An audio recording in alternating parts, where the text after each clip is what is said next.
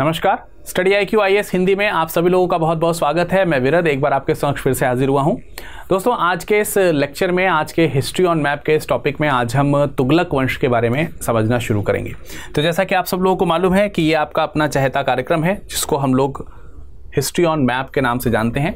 तो आइए इसका नाम जो है मैं यहाँ पर आपके सामने लिख देता हूँ। सबसे पहले तो history on map, history on map हम इस सेशन में हैं और आज हम तुगलक वंश के बारे में पढ़ रहे हैं।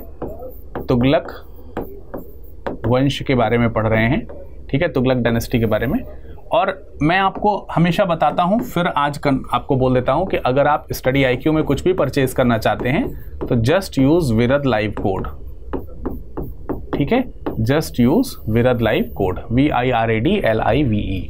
इस कोड का आपको इस्तेमाल करना है, बाकी सब कुछ आपको इसमें मैक्सिमम डिस्काउंट जो है वो मिल जाएगा। चलिए, जैसा कि मैंने बताया कि आज हम लोग तुगलक वंश के बारे में पढ़ने जा रहे हैं, तुगलक डायनेस्टी के बारे में पढ़ने जा रहे हैं। तो तुगलक वंश जो है वो खिलजी वंश के बाद तीसरा एक बड़ा राजवंश है। अगर हम दिल्ली सल्तनत की बात करते हैं तो खिलजी वंश जो था उसमें दो ही महत्वपूर्ण शासक थे, या हम कह सकते हैं कि एक ही महत्वपूर्ण शासक था, अलाउद्दीन खिलजी। हालांकि उसके बाद भी कुछ शासक हुए, लेकिन उनकी कोई खास इंपॉर्टेंस हम यहाँ पर मैप पे लेकर के नहीं चल रहे हैं। पिछले सेशन में आपने अलाउद्दीन खिलजी और जलालुद्दीन खिलजी जो थे, फिरोज़ खिलजी जो थे, उनके बारे में पढ़ा था। आज के सेशन में हम लोग तुगलक वंश में गयासुद्दीन तुगलक के बारे में पढ़ेंगे। तो आज का जो टॉपिक है वो किसके बारे में है? गयासुद्दीन तुगलक। इनका इतिहास हम लोग पढ़ रहे होंगे। चलिए, इतिहास जरूर पढ़ेंगे, लेकिन उससे पहले एक बार मैप ड्रॉ कर लेते हैं, एक बार मैप से समझने का प्रयास करते हैं। रीज़न बिहाइंड कि देखिए, जो गयासुद्दीन तुगलक हैं वो तकरीबन 1320 के आसपास गद्दी पर बैठते हैं, गद्दी पर शासन करने के लिए आसीन होते हैं। छोटा सा लेकिन बहुत ही महत्वपूर्ण सत्र रहा है गयासुद्दीन तुगलक का। एक खुसरो खां नाम का एक शासक हुआ खिलजी वंश में, जिसकी हत्या करके गयासुद्दीन जो है वो गद्दी पर बैठे थे। इससे पहले अगर हम गयासुद्दीन की बात करें तो गयासुद्दीन अलाउद्दीन खिलजी के समय में दीपालपुर के राज्यपाल हुआ करते थे और इन्होंने मंगोलों को पराजित करने के लिए काफ़ी अपनी योग्यता दिखाई थी, काफ़ी अपनी कैपेबिलिटी दिखाई थी। मंगोलों से काफ़ी अच्छे से उन्होंने सामना किया था जब अलाउद्दीन खिलजी के समय में मंगोलों ने भारत के ऊपर आक्रमण किए थे। तो इसमें अगर हम आइए मैप एक बार ड्रॉ कर लेते हैं, मैप को एक बार देख लेते हैं। जैसे मान लेते हैं कि दक्षिण भारत का हिस्सा है। उत्तर भारत में कोई विशेष सीमा बनाने की आवश्यकता नहीं है, लेकिन दक्षिण भारत में हम थोड़ी सी बाउंड्री ज़रूर बना दे रहे हैं, ठीक है। मान लेते हैं कि दक्षिण भारत का प्रायद्वीपीय हिस्सा है ये। उत्तर भारत में यहाँ कहीं से आपको मालूम है तकरीबन ये सिंधु नदी जाती है, इस तरीके से आपकी सिंधु नदी गुजरती है, और तकरीबन यहीं कहीं से आप देखेंगे सिंधु नदी से ही जाकर के ये सतलज नदी मिलती है, और तकरीबन यहीं कहीं से ये गंगा नदी निकल रही होती है, ठीक है। तो बस ऊपर का लैंडफॉर्म जो है ये दोआब रीजन है, ये आप इसको दोआब क्षेत्र कहते हैं। गंगा यमुना के बीच का जो ये वाला जो पोर्शन है इसको हम लोग दोआब पोर्शन या दोआब क्षेत्र के तौर पर जानते हैं। और इधर से आपको मालूम है कि ये ब्रह्मपुत्र नदी जो है वो आकर के गंगा में मिल जाती है और गंगा ब्रह्मपुत्र का यहाँ पर एक बड़ा सा डेल्टा बनता है। तो उत्तर भारत का तकरीबन नदियों के हिसाब से ही एक वो रख लेते हैं। बाकी इधर का हिस्सा पाकिस्तान का है, उससे भी कोई खास हमको लेना देना है नहीं। तब चलिए शुरुआत करते हैं कि दीपालपुर को अगर हम देखें तो दीपालपुर समथिंग यहाँ कहीं आपको देखने को मिलेगा, इस जगह पर कहीं पर दीपालपुर आपको देखने को मिलेगा, ठीक है। यहाँ कहीं पे आप देखेंगे दीपालपुर पड़ेगा आपका, दीपालपुर। तो ये दीपालपुर के ही शुरुआत में क्या हुआ करते थे? गवर्नर हुआ करते थे। अलाउद्दीन खिलजी के समय में दीपालपुर जगह पड़ती है, यहाँ के क्या थे? गवर्नर थे। गवर्नर मतलब सूबेदारी इनकी जो है यहाँ पर इनको जो है वो दी गई थी।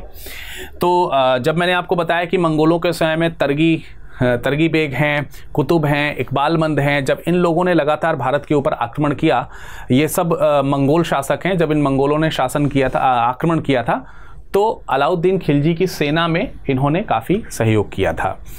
आपने देखा था कि अलाउद्दीन खिलजी के कई सारे कमांडर्स थे, उन्होंने बड़ी वीरता से युद्ध लड़ा था, तो उसमें ये भी कुछ लोग शामिल हैं। परंतु अलाउद्दीन के बाद जब अयोग्य उत्तराधिकारी आने शुरू हुए और अंत में जब खुसरो खान गद्दी पर बैठते हैं तो ऐसा पता चलता है कि खुसरो खान ने मुस्लिमों के खिलाफ ही कई सारे अत्याचार करने शुरू किए, जिसको गयासुद्दीन तुगलक जो है बर्दाश्त नहीं कर पाए और गयासुद्दीन तुगलक ने खुसरो खान से युद्ध किया और उन्हें पराजित कर दिया। पराजित करने के बाद वो गद्दी पर बैठे। तो ये घटना आपको तकरीबन 1320 के आसपास देखने को मिलती है। तो जो दीपालपुर का व्यक्ति गवर्नर है, अब वो दिल्ली का सुल्तान बन गया। अब वो क्या हो गया? अब वो दिल्ली का सुल्तान बना। अब यही व्यक्ति क्या हो गया? दिल्ली का सुल्तान बन गया, क्योंकि सुल्तान शाही चल रही है। सिंपल सी बात है। वैसे अगर हम तुगलक वंश की बात करें तो या फिर हम दिल्ली सल्तनत की बात करें तो दिल्ली सल्तनत में फिरोज खिलजी के बाद, जलालुद्दीन फिरोज खिलजी के बाद ये दूसरा ऐसा शासक है जो आपको थोड़ा सा लिबरल दिखाई देगा और थोड़े नैतिक कार्यों को करता हुआ दिखाई देगा। तो इनका शासनकाल बहुत ज़्यादा लंबा नहीं है, लेकिन फिर इनके शासनकाल में जो विजयें हैं इनकी वो महत्वपूर्ण है। तो आज के इस सेशन में हम लोग इनकी विजयों के ऊपर ही चर्चा कर लेते हैं, यानी कि इनकी कौन कौन सी विजयें रही हैं। गयासुद्दीन तुगलक की विजयें, ठीक है। इनकी विक्ट्रीज के बारे में आइए जानते हैं, कहाँ कहाँ पर इन्होंने विजय जो है वो पताका फहराई है। और शुरुआत करेंगे हम इसमें वारंगल से। कहाँ से शुरुआत करेंगे? सबसे पहले वारंगल। सबसे पहले हम लोग चर्चा करेंगे वारंगल की। मैप में अगर हम वारंगल एरिया को देखने का प्रयास करें तो समथिंग हियर वियर, यहाँ पर आपको वारंगल देखने को मिलेगा। वारंगल, ठीक है, यहाँ कहीं पर आपको वारंगल जो है वो देखने को मिलेगा, इस जगह पर। तो ये एरिया आप मान के चलिए कि वारंगल है। वारंगल में आपको मालूम होगा कि काकतीय शासक हुआ करते थे। काकतीय शासक हुआ करते थे जिनका नाम था प्रताप रुद्रदेव। क्या नाम था? प्रताप रुद्रदेव। ये शासक हुआ करते थे और ये वही प्रताप रुद्रदेव हैं जिनको मलिक काफूर ने अलाउद्दीन खिलजी के शासनकाल में पराजित किया था। अलाउद्दीन खिलजी जिस समय शासन कर रहे थे उस समय दक्षिण विजय अभियान जो है वो आपको मालूम है कि 1000 दिनारी जिसको हम कहते हैं उसने भारत में आके आक्रमण किया, दक्षिण भारत में, और इनको पराजित किया था प्रताप रुद्रदेव को। और इन्होंने कुछ भेंट भी जो है वो इनको करी थी, कोहिनूर हीरा वगैरह भेंट कर दी थी। तो अब जब आप दिल्ली में देखते हैं कि यहाँ कहीं मान लीजिए दिल्ली है, इस जगह पर दिल्ली में जब आप देखते हैं कि जो अलाउद्दीन खिलजी का जब शासन खत्म होता है तो उसके बाद जो वारंगल है वो स्वतंत्र हो जाता है। ये अपने आप को क्या कर लेते हैं? स्वतंत्र कर लेते हैं। इन्होंने अपने आप को स्वतंत्र कर लिया और स्वतंत्र करके अपना एक अलग जो है वो, जैसे पहले काकतीय शासन चला करता था उसी तरीके का काकतीय शासन जो है वो इनके समय भी चलना शुरू हो गया। रुद्रदेव ने जब अपने आप को स्वतंत्र करा लिया तो ये जो गयासुद्दीन तुगलक हैं उन्होंने अपने बेटे को भेजा। इनका एक बेटा है जिसका नाम है जूना खान। जूना खां, कहीं कहीं जूना खां को जौना खां भी लिखा जाता है, जौना खां भी लिखा जाता है। तो जूना खां या जौना खां जो है इनको यहाँ पर क्या किया गया? इनको जो है यहाँ पर भेजा गया, दक्षिण में विजय करने के लिए जूना खां को भेजा गया। उलूग खान की इनकी उपाधि हुआ करती है, इन उलूग खान के नाम से भी इनको जानते हैं, उलूग खां। तो आप उलूग खां कह लीजिए या जौना खां कह लीजिए, एक ही बात है। ये काकतीय शासक प्रताप रुद्रदेव से 1321 में, तकरीबन 1321 की बात है, ये युद्ध करने के लिए आते हैं। 1321 की बात है। अब ये आक्रमण करने आ रहा है, प्रताप रुद्रदेव को इसके बारे में मालूम चलता है। ये भी अपनी बहुत बड़ी सी सेना तैयार करते हैं, दोनों में भीषण युद्ध होता है और कई दिनों तक ये युद्ध चलता है। लेकिन जो 1321 में जो ये युद्ध हुआ, इस युद्ध में जौना खान को जो है वो पराजय देखनी पड़ती है। उसका रीज़न ये है कि भले ही इनकी सेना ने प्रताप रुद्रदेव की तरफ आक्रमण करने का प्रयास किया है, लेकिन रुद्रदेव ने इसकी सेना जिन मार्गों से आ सकती थी उन मार्गों को बाधित कर दिया, रोक दिया, जिसकी वजह से एक सुदृढ़ अटैक जो हो सकता था वो सुदृढ़ अटैक नहीं हुआ। वो सुदृढ़ आक्रमण जो है वो आपको देखने को नहीं मिलता है और अंततः इसे अपना जो घेरा है वो उठाना पड़ा। तो ये 1321 में तो ये आपको पहला चरण आपको देखने को मिलता है युद्ध का, लेकिन फिर ये दोबारा अटैक करने के लिए आता है 1323 में। 1323 में पुनः जो है यहाँ पर आक्रमण किया जाता है, फिर से आक्रमण किया जाता है और इस बार में फिर से आक्रमण होता है। और इस फिर से होने वाले आक्रमण में क्या है, में पुनः आक्रमण, एक मिनट, में पुनः आक्रमण हुआ और इस आक्रमण में रुद्रदेव को घेर लिया गया। रुद्रदेव की सेना को क्या कर लिया, सेना को घेर लिया गया, घेर लिया गया। और इसी युद्ध में जो रुद्रदेव हैं वो क्या हो जाते हैं, वो पराजित हो जाते हैं। जब ये पराजित हो जाते हैं तो इनको गिरफ्तार कर लिया गया, इनको गिरफ्तार किया गया और गिरफ्तार करके इनको दिल्ली भेज दिया गया, यानी कैद करके इनको कहां भेज दिया गया, दिल्ली भेज दिया गया। इस तरीके से अगर आप देखोगे तो जो रुद्रदेव हैं वो पराजित होते हैं। जो वारंगल का इलाका है, जिसको अब हम तेलंगाना के नाम से भी जानते हैं, ये मतलब दिल्ली सल्तनत में मिला लिया गया, दिल्ली सल्तनत में मिला लिया गया, ठीक है। इसको पूरे सल्तनत को क्या कर लिया गया, दिल्ली सल्तनत मिला दिया गया। और जो वारंगल का ये जो पूरा एरिया है, इसको 4 भागों में विभाजित करके 4 अलग अलग क्षेत्र बनाए गए और चारों क्षेत्रों पर अलग अलग राज्यपाल जो है वो नियुक्त कर दिए गए। तब से दिल्ली सल्तनत का अलग अलग हिस्सा रहा। खैर, तो ये एक पहली विजय है जो आप देख रहे हैं, जो गयासुद्दीन तुगलक की तरफ से उनके बेटे जोना खान ने करी है। जब ये 1323 में वापस लौट रहे थे, अब ये दिल्ली में मिला लिया गया, वापस लौटते समय आपको एक पॉइंट और ध्यान रखना है, वापस लौटते समय, यानी कि जब वारंगल की विजय कर रहे हैं तो वहां से वापस लौटते समय तकरीबन 1324 में इन्होंने क्या किया, उड़ीसा वाला जो एरिया है, उड़ीसा जो आप ये वाला एरिया, ये वाला जो प्रांत आप देख रहे हैं, यहाँ पे उत्कल वंशीय शासक हुआ करते थे। ये एरिया ही आपका उत्कल कहलाता है, ठीक है। तो यहाँ पर उत्कल शासक हैं, उत्कल शासक को पराजित कर बहुमूल्य रत्न आदि प्राप्त किया। तो एक तरीके से यहां से जो ये उत्कल वाला क्षेत्र है, उत्कल वाला जो क्षेत्र है, इस उत्कल पर भी इन्होंने 1324 में विजय जो है वो कर ली है। तो 2 विजय आपको यहां पर देखने को मिली हैं। फिलहाल दीपालपुर के गवर्नर जो थे वो दिल्ली के सुल्तान बने और जूना खान के नेतृत्व में वारंगल और उत्कल प्रदेश जो है वो क्या कर लिया गया, जीत लिया गया। अब देखिए कुछ और अन्य विजय हैं, उनके बारे में भी जान लेते हैं, ठीक है। कुछ और अन्य विजय हैं, उनके बारे में भी जान लेते हैं। तो अन्य विजय और कौन सी हैं, देखिए।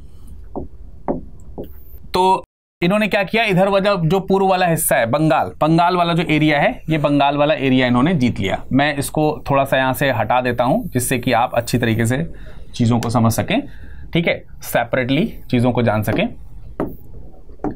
बंगाल वाला जो एरिया है, यहाँ पर एक खास घटना घटित होती है। तो मैं यहाँ पर हेडिंग डाल देता हूँ, बंगाल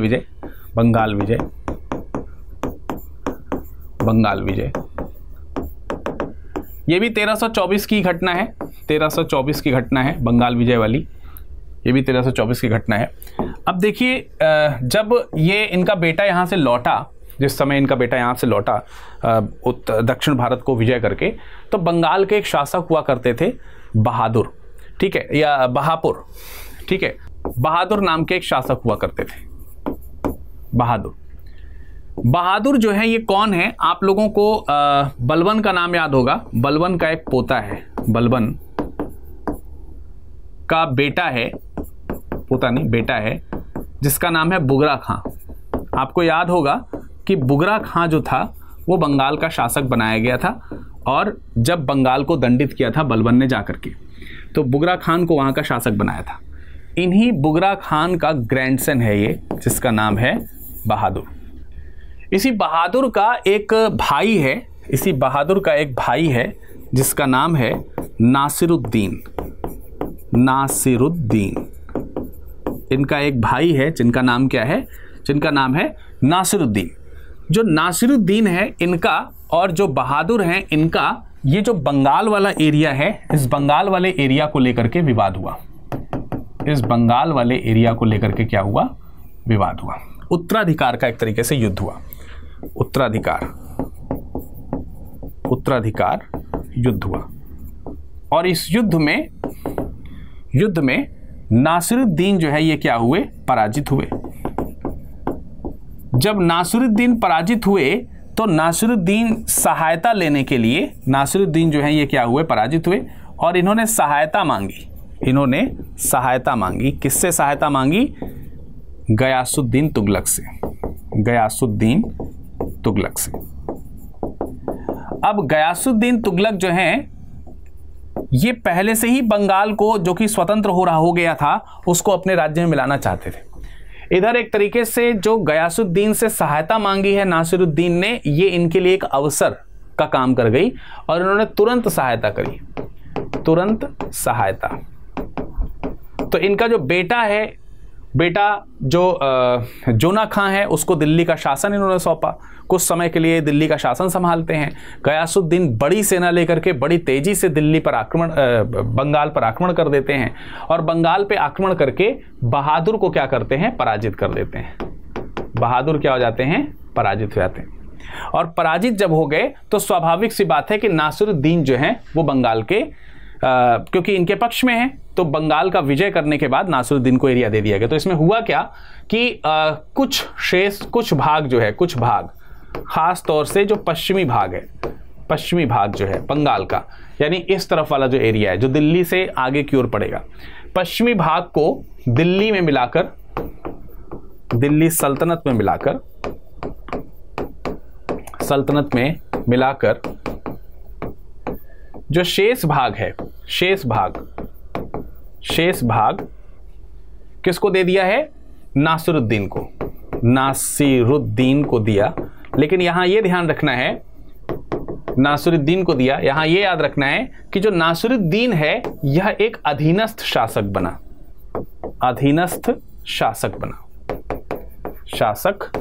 बना। यानी कि इनको स्वतंत्र शासन नहीं दिया गया, क्योंकि आपने तो इन्हीं की सहायता से युद्ध जीता है, तो स्वतंत्र शासक होने की यहां पर कोई महत्वता ही नहीं है। तो एक तरीके से जो बंगाल वाला एरिया है, ये बंगाल वाला एरिया भी इन्हीं के अधिकार क्षेत्र में आ जाता है। अब बंगाल से जब ये लौट रहे हैं तो यहां पर बिहार में एक जगह पड़ेगी तिरहुत, एक जगह पड़ेगी तिरहुत। ठीक है, बंगाल में यहां पर एक जगह पड़ेगी जिसका नाम है तिरहुत।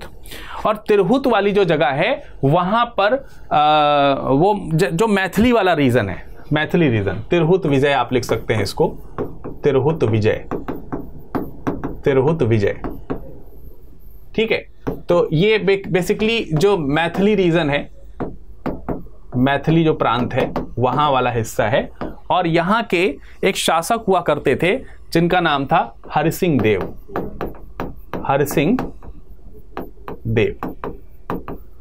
तो जब ये बंगाल से वापस लौट रहा था गयासुद्दीन तुगलक, तो वापस लौटते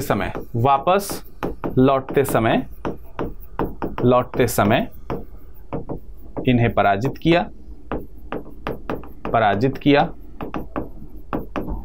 और तिरहुत को क्या कर लिया? तिरहुत को दिल्ली साम्राज्य का, दिल्ली सल्तनत का हिस्सा बनाया। तो इस प्रकार से तिरहुत को भी इन्होंने क्या कर लिया है? जीत लिया है। तो ये आपके तिरहुत विजय की कहानी हो गई। अब इसी में एक और आक्रमण को हम लोगों को देखना है, जो कि मंगोलों का आक्रमण है। एक और आक्रमण है जो किसका है? मंगोलों का आक्रमण है। और मंगोलों का आक्रमण पर जो विजय प्राप्त करी है वो अपने बेटे की सहायता से प्राप्त करी है। तकरीबन 1324 की बात है। 1324 में मंगोलों का आक्रमण। अब देखिए, दिल्ली सल्तनत में जब मंगोलों का आक्रमण होगा तो यही वाले इलाके होंगे नॉर्थ ईस्ट के, उत्तर पश्चिम के इलाके हैं। उत्तर पश्चिम से ये आक्रमण कहां से हुआ? ये उत्तर पश्चिम से ये आक्रमण किया गया। 1324 में जब ये आक्रमण हुआ तो इस युद्ध में लड़ने के लिए गयासुद्दीन तुगलक ने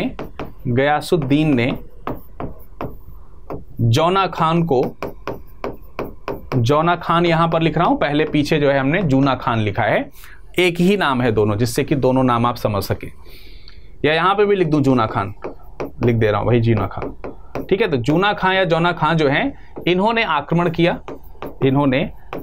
किया और मंगोलों को क्या किया, मंगोलों को पराजित किया। तो इस प्रकार से मंगोल यहां पर क्या हुए, पराजित हो गए। ये जो एरिया है ये फिर यहां पर आप देखेंगे कि इनके समय में विजित कर लिया गया। 1324 के आसपास की ये घटना है, ठीक है। तो 1324 तक आप देख रहे हैं कि इधर वारांगल का हिस्सा है, इधर उत्कल का हिस्सा है, बंगाल है, तिरहुत है, और आपका नॉर्थ ईस्ट से जो आपका ये मंगोलों का आक्रमण है इसको भी रोका गया।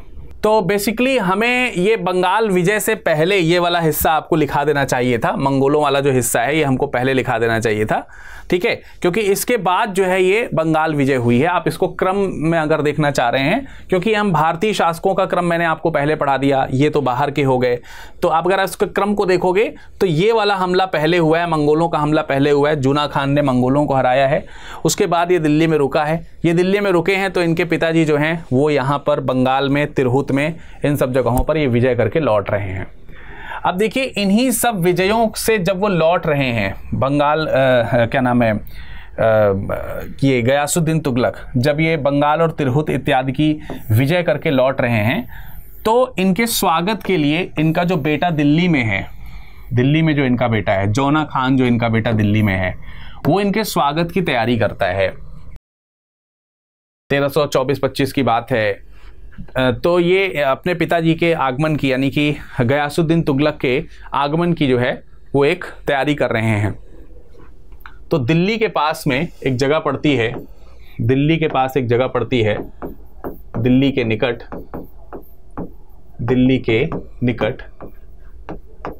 बुरहानपुर में एक शहतीर जो है बनाई है, शहतीर का निर्माण कराया। लकड़ी की ये शहतीर हुआ करती थी। इसी लकड़ी की शहतीर में जो है इनका वेलकम किया गया। तो मान के चलिए यहाँ कहीं पर, यहीं दिल्ली के पास में ही आपको क्या देखने को मिल जाएगा, बुरहानपुर, ठीक है। तो बुरहानपुर में ये एक लकड़ी के शहतीर में ला करके इनको रोका गया। तो अब इस घटना को कई सारे इतिहासकारों ने अलग अलग तरीके से लिखा है, अलग अलग प्रकार से इतिहासकारों ने इसको वर्णित किया है। जैसे कुछ इतिहासकार का कहना है कि इसी शहतीर में शाम का भोज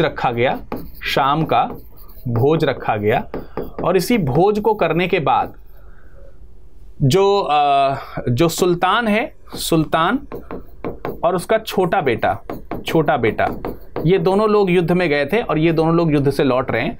इन लोगों ने भोज वगैरह किया, शाम के समय में भोज किया, और ये अंदर ही रह गए, किसी कारण से अंदर ही रह गए। बाकी लोग बाहर निकल रहे थे, ये लोग कुछ देर के लिए अंदर ही रुक गए और उसी समय शहतीर जो है वो गिर पड़ी, ठीक है। शहतीर गिर पड़ी और उसी में ये दोनों लोग दब करके मर गए। इनकी दोनों की क्या हो गई, मृत्यु हो गई। और इसीलिए इनकी मृत्यु के पश्चात गयासुद्दीन तुगलक के बाद मोहम्मद बिन तुगलक जो है वो गद्दी पर बैठा। अब इसको लेकर के, इस घटना को लेकर के सब लोग अलग अलग कयास लगाते हैं। कुछ लोग कहते हैं कि इसमें जौना खान की कोई गलती नहीं है, कुछ लोग कहते हैं जौना खान ने जानबूझ करके ऐसा किया था। तो सबके अलग अलग मान्यताएं हैं। बहरहाल जो भी हो, इसके पश्चात जौना खान की मृत्यु हो जाती है और जौना खान की मृत्यु के पश्चात अगला जो, माफ कीजिएगा, जौना खान की नहीं, गयासुद्दीन तुगलक की मृत्यु हो जाती है और गयासुद्दीन तुगलक की मृत्यु के बाद जौना खान जो है वो गद्दी पर बैठता है। तो अगला शासन जो है वो किसका होगा, जौना खान का होगा। तो ये जो एक कंप्लीट एरिया आप देख रहे हैं, ये एक कंप्लीट एरिया जो है वो किसका है, वो आपका गयासुद्दीन तुगलक का दिखाई देता है, ठीक है। तो ओवरऑल आपको चीजें समझ में आ गई होंगी कि आज गयासुद्दीन के बारे में हम लोगों ने क्या पढ़ा। तो बस ये इनका एरिया है जो आज आप देख रहे हैं। कल हम लोग अगले सेशन में गयासुद्दीन के बाद जो जौना खान है उनके बारे में जानेंगे, जौना खान के इतिहास के बारे में समझने का प्रयास करेंगे। जाने से पहले मैं आप लोगों को बता देना चाहता हूं कि स्टडी IQ IAS हिंदी में जुड़ने वाले जो विद्यार्थी हैं उनके लिए एक महत्वपूर्ण सूचना है। 26 जून से शाम को 6 बजे एक बैच शुरू हो रहा है, जिसमें आपको कोड इस्तेमाल करना है विरद लाइव, और इससे आपको ये बैच 29,999 मिल जाएगा। हिंदी मीडियम से बैच शुरू हो रहा है, पॉलिटी विषय के साथ में ललिता दहिया मैम शुरू कर रही हैं, और इसमें आप मुझसे इतिहास पढ़ेंगे, हिस्ट्री पढ़ रहे होंगे। तो हिस्ट्री को विद डिटेल अगर आप पढ़ना चाहते हैं तो ज़रूर आप हमारे इस बैच से जुड़िए। ये बैच पहला है नए सीज़न का, न्यू सीज़न का फर्स्ट बैच है 2025 की प्रिपरेशन कराने के लिए, तो आप सब लोग ज़रूर जुड़िएगा। ऑप्शनल इसमें इंक्लूड नहीं है, इसलिए ऑप्शनल आपको अलग से लेना पड़ेगा। इतिहास, भूगोल, हिंदी साहित्य और PSIR के ऑप्शनल जो है आप ज़रूर लें। ऑप्शनल लेते समय भी आप विरद लाइव कोड का इस्तेमाल करेंगे तो मात्र 15,999 में ये कोर्स आपको उपलब्ध हो जाएगा। तो चलिए फिर मुलाकात करते हैं आप सभी लोगों से अगले सत्र में। मैं आप लोगों को बता दूं कि अगर आप मुझसे इस लेक्चर की PDF प्राप्त करना चाहते हैं तो हमारे इस टेलीग्राम से जुड़ जाइएगा। ये हमारा टेलीग्राम है, ठीक है, virad@virad.dubey इस नाम से सर्च कर सकते हैं, या फिर आप हमें ईमेल भी कर सकते हैं virad.dubey पर। आपका समय शुभ हो, इसी उम्मीद के साथ धन्यवाद।